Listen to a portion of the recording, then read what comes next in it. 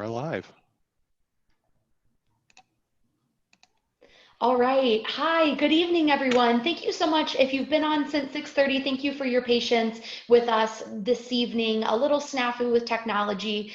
We got it all worked out, and we're so appreciative that you have decided to join us this evening to learn a little bit more about how to take that fear component out of financial aid. My name is Rosa Reiber, and I am one of the Chicago area representatives for Marquette University. Tonight I am joined by several of my amazing colleagues, Brian from Illinois State, Courtney from Augustana, and Drew from Bowling Green State. So this evening, each of us are going to take an opportunity to share a little bit about financial aid with you. But before we do that, we actually want to get to know our audience a bit more. So really quickly, on your device, wherever, maybe on your laptop, open up a new tab, whatever device that you are tuning in from tonight, go ahead and head to menti.com and use that code at the top, 2658457, to log into the poll. I know that this age of digital and technology, it can seem very impersonal. So this is just our way of kind of getting to know who you are, and who we're speaking to, who we're directing this presentation to tonight. So I'm gonna go ahead and see who all we have here. We have one senior so far. That's awesome. Thank you for joining us tonight. Let's see who else we have join us. A couple seniors, that's pretty normal. We really thought that that would be the case, having majority seniors probably tuning in, because this is the prime time for you as seniors to be thinking about that financial aid season and all of that as well. All right, again, don't be shy. Go ahead and head to menti.com. Use that code 2658457 to log in. For the sake of time, I'm going to go ahead and go to the next question. So where do you attend school? Where are you tuning in from tonight? Go ahead and let us know in the word bubble there. You should be able to enter that in. Go ahead and let us know. All right, OPRF. Yeah, I failed to mention that I actually live in Berwyn, Illinois, so not too far away from where OPRF is located, in Fenwick and all those places. So this is great. Okay, thank you for answering that. Again, for the sake of time, we're going to keep moving right along. This is an important question because it allows us to just gain a deeper understanding for, is this a process that your family has gone through before? Or maybe you, the first child in your family who's going to be going to college. So this is just helpful for us to be able to know, are you experiencing this process for the very first time? So yeah, it seems like the majority of you've had no other siblings go to or are currently in college ahead of you. And so that certainly, I think, will help to inform tonight's presentation. Hopefully will be really valuable to you as you start learning more about financial aid. All right, and then are you worried about paying for college? I have a feeling the majority of students might say yes, but let's kind of see where everyone's falling tonight. A little. Okay, is anyone feeling like, nope, I'm not worried at all, I've got this covered?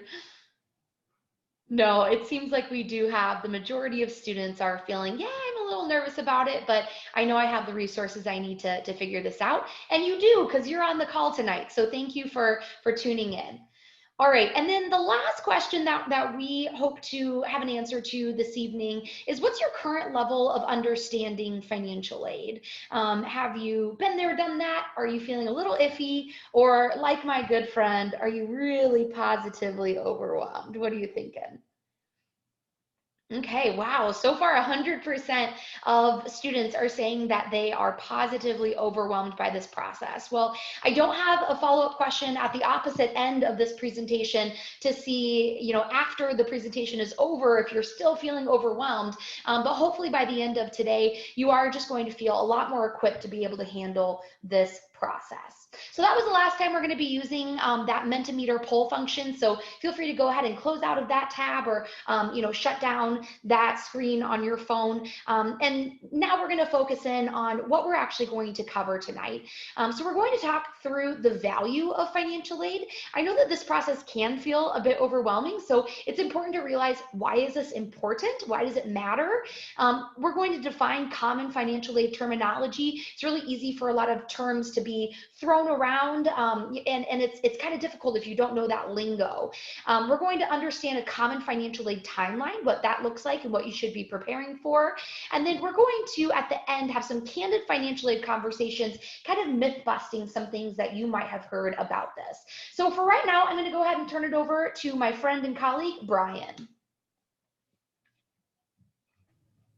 All right, thanks, Rosa. I appreciate it. And thanks for the nice introduction. Hi, everybody. I'm Brian Albertson. I work with Illinois State University, but most importantly, I'm here tonight to talk to you about the financial aid process. And so let's get started at the base level. What is financial aid? And financial aid is any funding that's given, received, or borrowed on behalf of a student to attend a college or university. And these things could include scholarships, grants, student employment, and loans. And we'll certainly talk about those in a little bit. But some of this funding, what you'll want to really consider is some of this funding is not required to be paid back after graduation. However, some of it will be. And so there is a misconception that you have to pay everything back when you graduate college, but some of the things like scholarships and grants, those things are just kind of given to you and gifted to you to help you attend a college or university.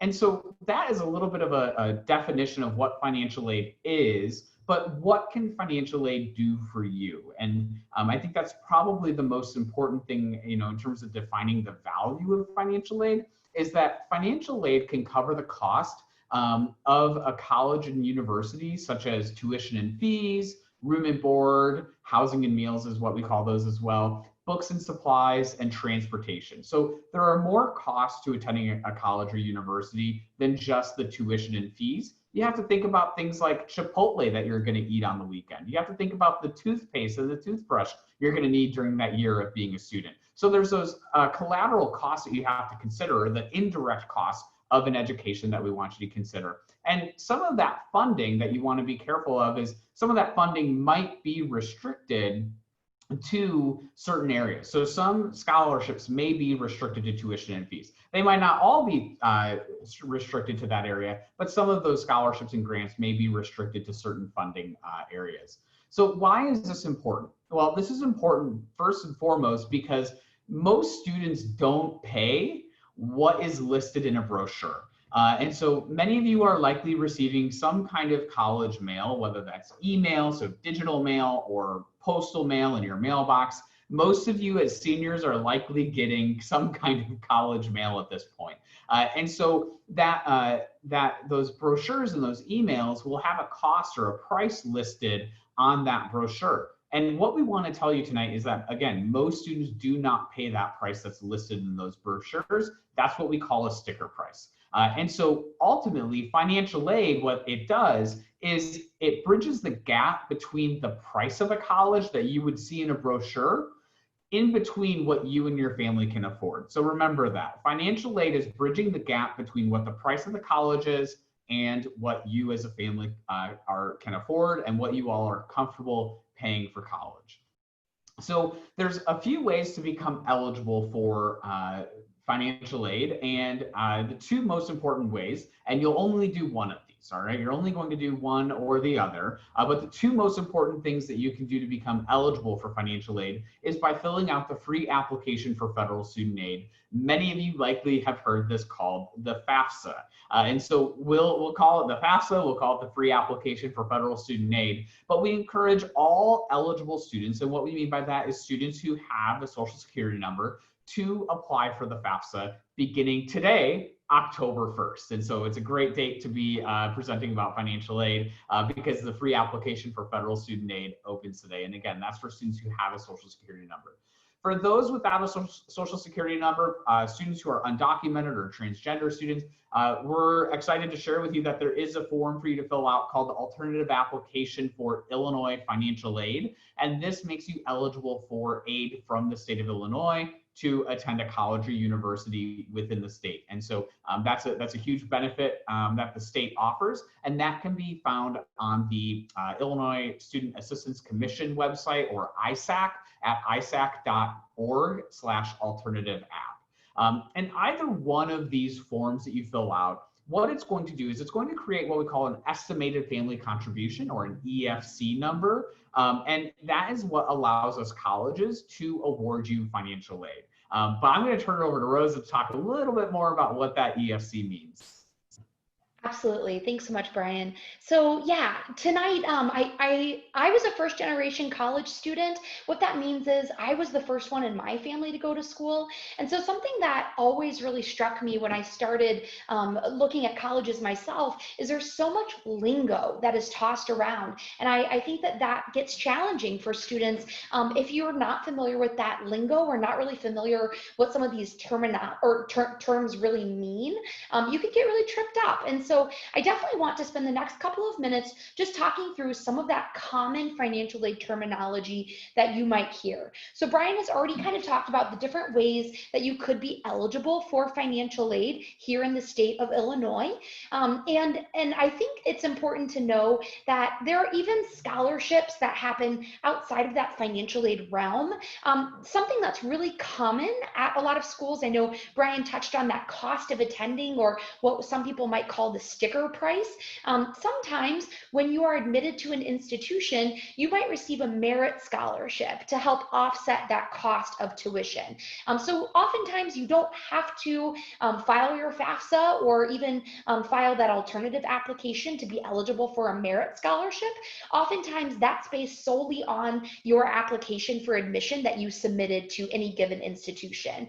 If you're interested in learning about what your merit scholarship might look like at any given school, oftentimes there are charts that kind of share, if you have this GPA or this test score, you might get this award. But I personally think that the best way to understand what that estimated scholarship might look like is to actually fill out the net price calculator. That's something that every school is required to have on their website, and it's a really good way for you to just kind of see what that estimated scholarship might look like for you. So again, merit scholarships are based on your academic merit that you have really represented in high school.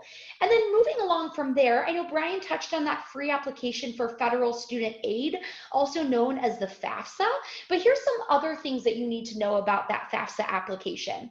First of which, we're going to drill home tonight that the FAFSA application is available beginning today, October 1st, and you can file that FAFSA by going to fafsa.gov.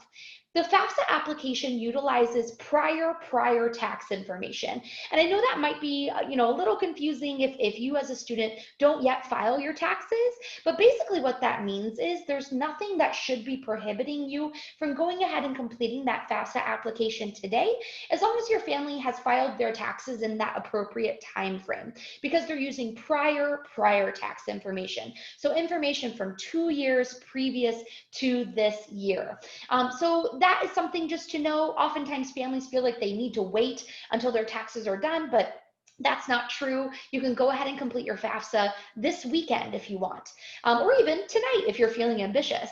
The FAFSA application, something that's good to know about it, this isn't just something you're going to do before your freshman year. You're going to file your FAFSA every year. This is how you are eligible for that additional financial aid that helps to bridge the gap between your family's estimated expected family contribution and the sticker price of a school. And we're going to break that down further in just a second.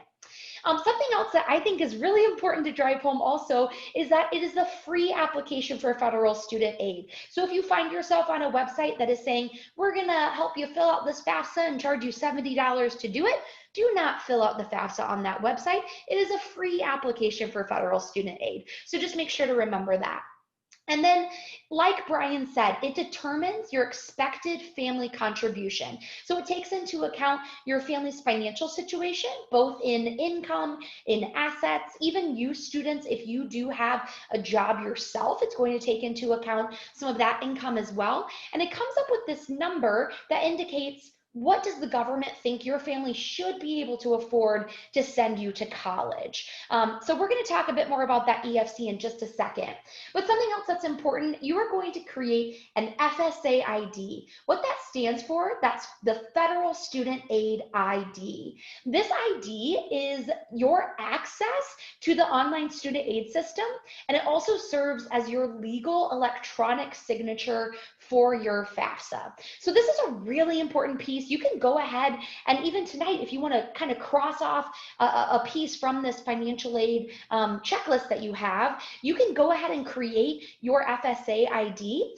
Both a student and a parent will need to create that FSA ID before completing the FAFSA, and the parent and student must use different email addresses to do that. So just make sure to keep that in mind when you're creating it. Students, try not to use your high school email because, like I said, you file your FAFSA every year, but oftentimes your high school email is deactivated once you graduate. You're going to use the name on your social security card to create that FSA ID. So again, this is for students who are eligible to file that FAFSA, who do have that social security card.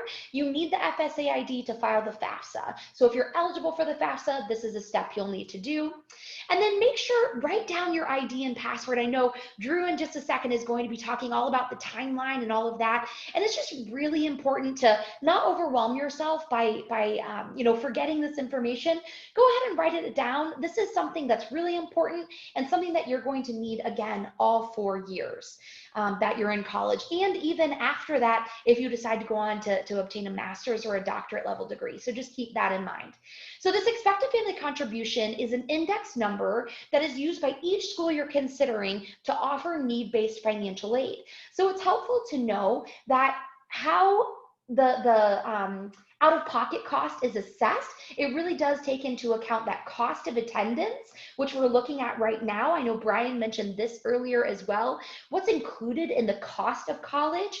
It's not only tuition and fees, room and board, books, supplies, etc., but like he said, it's the, thinking about meals out with your friends, that Chipotle. I could go for some Chipotle right now. It's going, toward all of those toiletry items or things that you just might not even think about. Those are all included in that cost of college, and just something that you need to have a conversation with your family about how you're going to budget. And so the cost of college, also known as the cost of attendance, basically how your financial need is determined is that cost of attendance minus your expected family contribution equals that financial need. And financial aid offices are going to try and fill that financial need with different types of financial aid. So what are those different types of financial aid?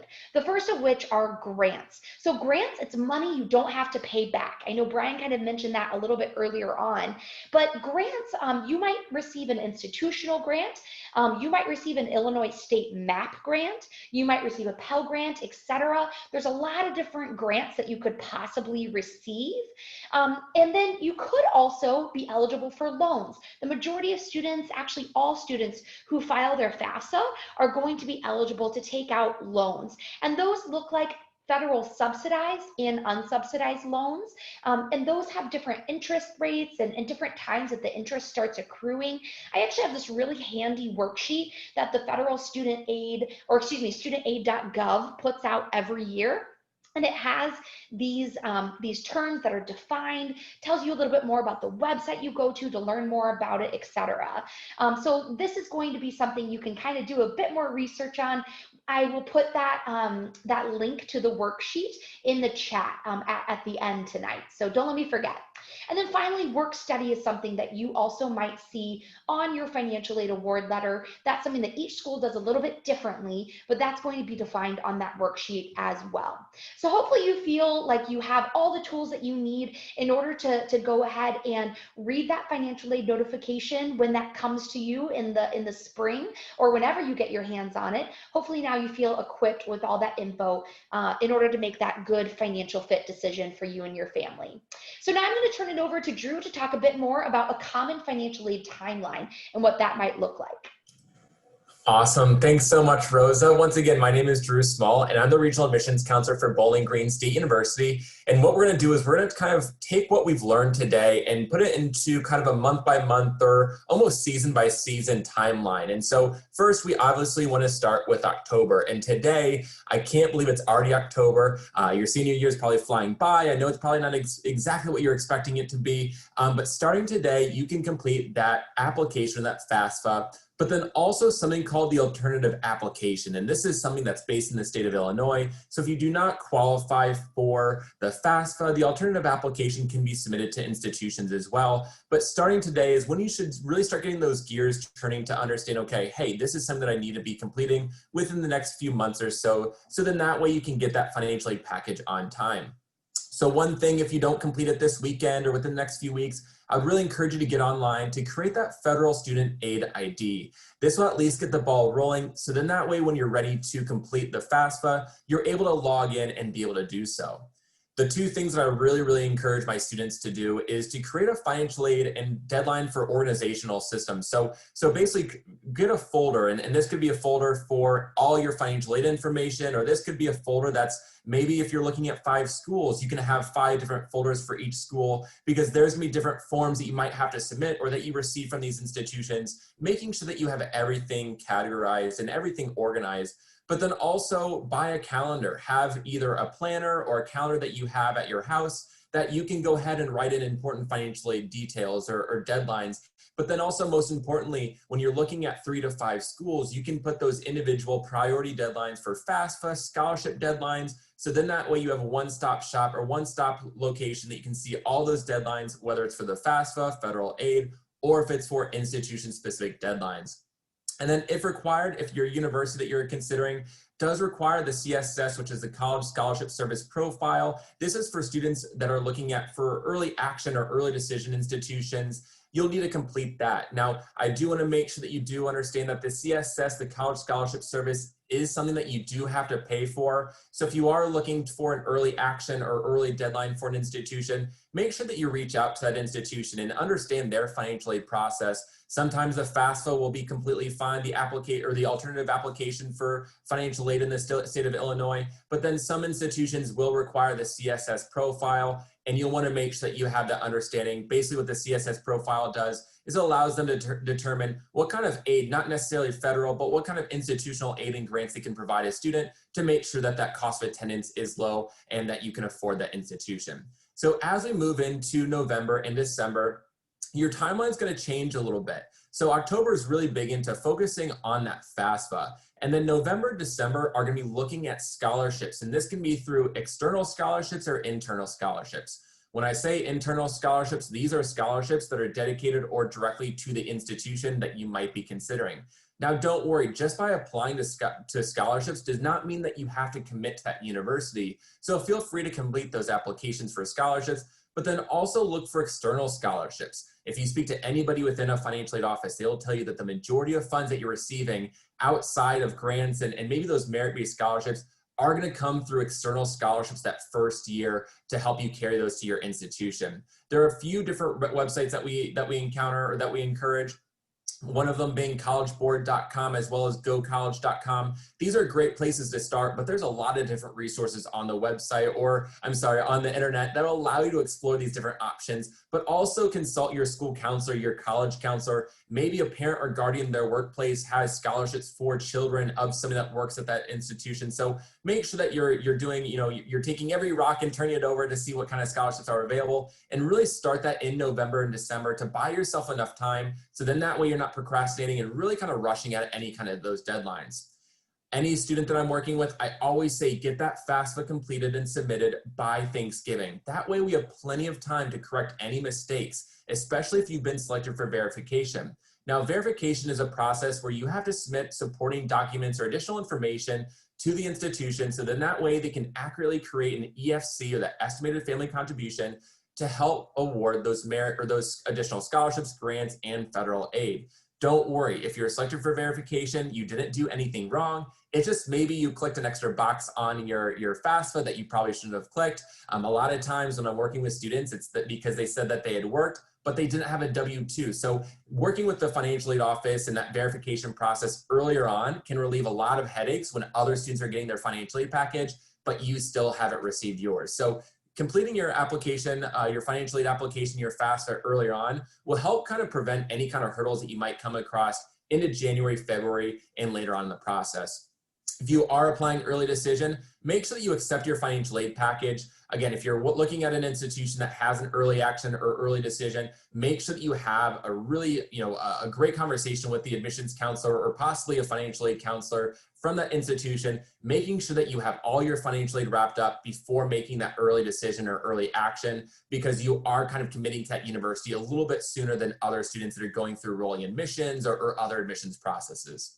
Now, January to March, again, the focus is on scholarships, but then also as we approach into February and March, many schools will be releasing those financial aid packages. Those financial aid packages will give you that cost of attendance. What are you being offered through the federal government, additional scholarships, and grants that are through the federal government or through that institution? Utilize the common financial aid terminology to understand your awards. So the worksheet that we're going to put in the chat today, or that you'll have access to, go to studentaid.gov. Make sure that you brush up on subsidized loan, unsubsidized loan. You understand what the Parent Plus loan is. So then that way you can kind of revisit what we've talked about today, some of those buzzwords. So as you're looking through that financial aid package, you understand exactly what the things are as they're laid out to you. And then really the most important thing is identify those gaps. So when you receive that financial aid package, there's going to be something that we call the gap, where your financial aid, your scholarships, your grants, kind of is that there's that balance that remains from the cost of attendance. So identify what that gap is, and then start thinking of ways. Do you have a 529 plan? Are you going to be working on campus? How are ways that you can help finance your education by kind of figuring out what that gap is? And then ultimately, is that school going to be affordable and really feasible for you to attend the next fall? Now moving on until April and then into the summer months. So this is kind of a longer process, and this really starts when you make that college decision. So once you make that college decision, you'll want to make sure that you notify those institutions that you will no longer be interested, or that you're no longer interested in attending that institution, but then make sure you contact that institution that you are choosing to attend to make sure that if there's any deposits that need to be made, or that you're moving along the financial aid process. Make sure that once you're ready to accept those federal loans, you go through that process. You have to complete the master promissory note and loan entrance counseling. This just allows you to understand what a loan is. Before taking out loans, the federal government wants to make sure that students understand what they're getting themselves into and the in and out of all those loans.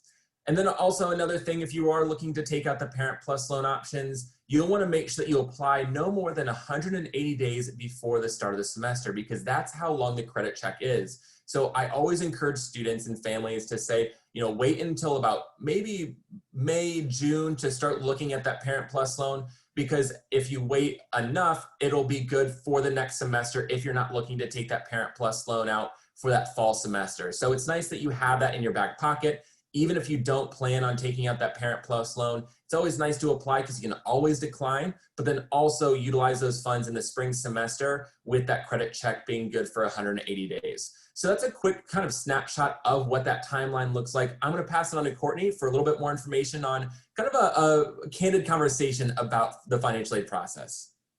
Hi everyone, my name is Courtney Wallace. I'm the Director of Admissions at Augustana College in Rock Island, Illinois, and I'm actually based here in the Chicagoland area, like Brian, Rosa, and Drew. So I've just got some candid, quick comments for you, and we'll go sort of rapid fire here. First of all, you won't like your EFC, period. Even if it's 0, it still will be too high. We get it. Please understand it's not the amount of money your family has lying around or hanging out for a rainy day. It's an index that was calculated as a result of the information submitted on the FAFSA or through information gathered from the alternative application. It reflects how much a student and family can absorb over time, payment plans, loans, out of pocket, etc. Can you write a check for the full amount? Even if you can, you should still file the FAFSA or the alternative application. If you don't, you're telling a college, I got this. I don't need your financial aid help at all. And even if that is the case, things happen. 2020 is a great example. And the last thing you want to do during a pandemic, or if a parent loses a job or gets really sick and can't work, is fill out a state or federal form. Have it on file. If nothing else, you have the loan eligibility if you file the FAFSA. Full rides are like unicorns. Free tuition and free room and board. Have you actually ever met someone in person who is going to school totally for free? I haven't, and I've been working in higher education for 18 years. Maybe I should say like a dinosaur, because this practice is pretty much extinct.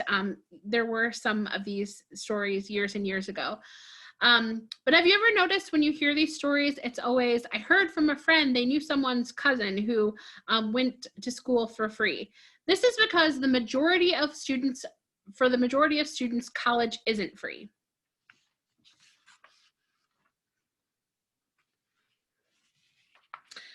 So let's talk about apples to apples, comparing things that sometimes are a little bit different. Financial aid awards can be confusing and sometimes even deceiving. So make sure that you're paying attention. For example, some colleges include work study in the final calculation of how much you'll end up paying. You still have to get the job, you still have to earn the money, and then you actually have to pay your bill. That's the thing. Most students don't actually do that. They use it to pay for pizza or some of their entertainment expenses. Other colleges note this as a source of aid and don't count it in the final out-of-pocket calculation. This is much more realistic. Some colleges automatically include in the out-of-pocket amount as the Parent Plus loan, and then it shows a zero balance. They're trying to show that this is possible to borrow this amount. However, you first have to apply for the loan, get approved for the loan, and then you still have to pay that amount back. So you really don't have a zero balance. My best advice, take the total cost of attendance. That means tuition, room and board, and all the things that Rosa and Brian mentioned earlier, minus gift aid, which means the grants and the scholarships. This will allow you to compare apples to apples versus apples to pineapples. Hope is not a plan to pay for college, and I don't say this to be cynical. We talk to too many families each year right before move-in that tell us they have no idea how they're going to come up with X amount of dollars to pay the final bill to attend college. For most students, hoping it will work out just doesn't pan out. No matter what year you are in school, you can start making a plan now. Start saving even a little bit. Sit down with your family and talk about how much money it would be available for you realistically to put aside per month to help with those college costs and make adjustments as time goes along. Maybe instead of asking for gifts for special events or special days in the year, you ask for money to save for your college fund. Maybe you get a job if you don't already have one and save a little bit each month. Hey, Brian mentioned this earlier. One trip to Chipotle a week for a whole month is at least $50. So that's like $600 a year. So are there other ways that you can save so that you can invest in your future? Probably. So my last one on this slide is, this isn't how it works. I'm sure you've all heard someone who knew someone who asked a college for more money and it worked, right? Or maybe you read an article titled How to Negotiate a Better Financial Aid Package. These articles and conversations are really only half-truths. They start out by saying that financial aid offices are able to use professional judgment and can adjust an award. That part is totally true. However, most people totally disregard the next part. You need to have a qualifying special circumstance that can be documented. And if you have one of those qualifying situations, by all means, please contact the financial aid office. However, it's much more common for us to see students telling us they got $2,000 more from X college and they want us to match it. That isn't how this works. First of all, most colleges really work hard to give you the best upfront financial aid package. And it's just often that you're not comparing apples to apples again. However, if there is new information, maybe this is a new test score, maybe something has happened since you filed your FAFSA, there might be room for an appeal, but this is not a negotiation. So honest conversations are so important. I think we're always taught that money conversations are taboo, and money talk when it comes to college should not be a taboo topic. Families should sit down and talk frankly with one another and their student about how much they have to spend on college earlier, rather than saying, we'll make it work. This information will allow students to work with school counselors, college counselors, and community-based organization advisors to build a list that includes a couple schools that are financial fits. It's so important to have a couple of schools you know you'll be happy to attend and that you can afford. If you still, you can still wait until you get your financial aid award letters from all the schools to make your final decision. But realizing that all of your college options are out of your reach financially in March and April is too late, and it's really heartbreaking for everyone involved. College admissions offices should also be comfortable in communicating honestly and openly with students about college costs. So don't be afraid to ask those direct questions of these professionals. And finally, and my colleagues alluded to this earlier, but fall is about applying for admission, so application season, and winter and spring and even late fall are for applying for scholarships. So once you hit submit on your college applications, you should be shifting your priorities to applying for scholarships, both local, national, and anything that you can get your hands on. If cost is something that's important to you, you need to do your part to look for ways to help fund your education. Emailing the admissions office, financial aid office in April or May or over the summer before starting in the fall is just too late. All of our scholarships the deadlines have passed and it's just too late. So do yourself a favor and start now. So we want to see if you guys have any questions. So if we have just a couple minutes left, and I also want to let you know that we realized that we can't drop in the chat that worksheet that Rosa was talking about earlier. So she's going to email that out when we get a list of all the registrants for the event.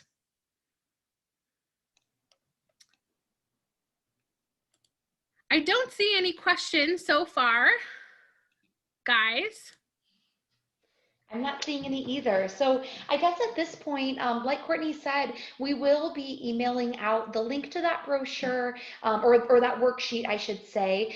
And so at that point, I will also include the contact information for Courtney, Brian, and Drew so that you can get in touch with us a little further. But we hope you have a great night. Thank you so much for joining us. Good luck. Bye.